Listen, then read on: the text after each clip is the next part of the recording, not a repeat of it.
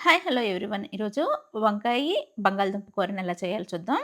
ఇప్పుడు ముందుగా వీడియోలో చూపించే విధంగా టొమాటోల్ని, ఉల్లిపాయని ఇలా కట్ చేసుకొని ఉంచుకోవాలి. ఇప్పుడు అదే విధంగా వంకాయ ముక్కలు నల్లబడకుండా ఇలాగ ఉప్పు నీటిలో వంకాయ ముక్కల్ని ఇలా కట్ చేసుకొని ఉంచుకోవాలి. ఇప్పుడు ముందుగా ఒక మందపాటి ప్యాన్‌లో తగినంత ఆయిల్ వేసుకోవాలి. ఈ ఆయిల్ కొద్దిగా హీట్ అయిన తర్వాత కట్ చేసి ఉంచుకున్న ఉల్లిపాయని, పచ్చిమిర్చిని వేసుకోవాలి. ఈ ఉల్లిపాయ, పచ్చిమిర్చి ఒకసారి ఇలా గెరిటతో కలుపుకోవాలి. ఈ ఉల్లిపాయ, పచ్చిమిర్చి కొద్దిగా ఎర్రగా వేగనివ్వాలి.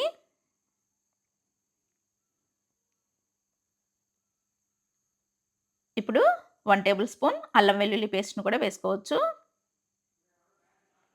ఈ అల్లం వెల్లుల్లి పేస్ట్ పచ్చి వాసన పోయేంత వరకు మంటను లో ఫ్లేమ్‌లో ఉంచుకొని వేయించుకోవాలి.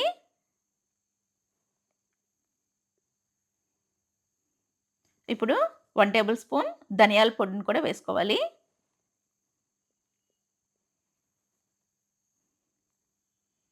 ఇప్పుడు ఈ మసాలా అంతా ఎర్రగా వేగింది కాబట్టి కట్ చేసి ఉంచుకున్న టొమాటో ముక్కలను కూడా వేసుకోవచ్చు.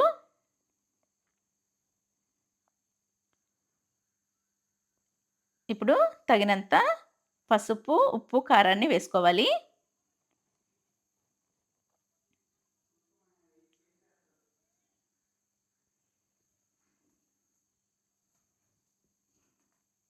ఇప్పుడు ఈ ఉప్పు, పసుపు, కారం, టొమాటో ముక్కలు, మసాలా అంతా కలిసే విధంగా ఒకసారి ఇలాగ గరిటెతో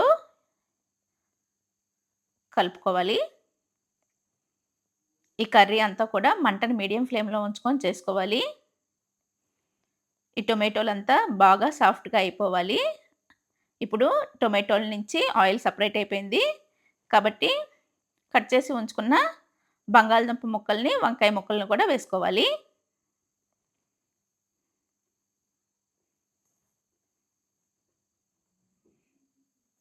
ఇప్పుడు ఒకసారి ఈ టొమాటో గ్రేవీ, బంగాళదుంపలు, వంకాయ అంతా కలిసే విధంగా వీడియోలో చూపించే విధంగా ఇలాగ కలుపుకోవాలి. ఇప్పుడు మూత పెట్టి ఒక 4-5 మినిట్స్ వరకు మంటను మీడియం ఫ్లేమ్‌లో ఉంచి ఈ కూరంతా ఉడికించుకోవాలి. మళ్ళీ ఇలాగా మూత తీసి మధ్య మధ్యలో కూర బాండీకి అడుగంటకుండా వీడియోలో చూపించే విధంగా ఇలాగ కలుపుతూ చేసుకోవాలి. మీరు తినే గ్రేవీ కన్సిస్టెన్సీ బట్టి తగినంత వాటర్‌ని కూడా యాడ్ చేసుకోవాలి. ఇప్పుడు ఒకసారి ఈ కర్రీనంతా వీడియోలో చూపించే విధంగా కలుపుకోవాలి. ఈ కర్రీ అన్నంలోకే కాదు, చపాతీలోకి, జొన్న రొట్టెల్లో కూడా చాలా బావుంటుంది. ఇప్పుడు ఒకసారి ఉప్పుని చెక్ చేసుకొని, ఉప్పు సరిపోకపోతే తగినంత ఉప్పును కూడా వేసుకోవాలి.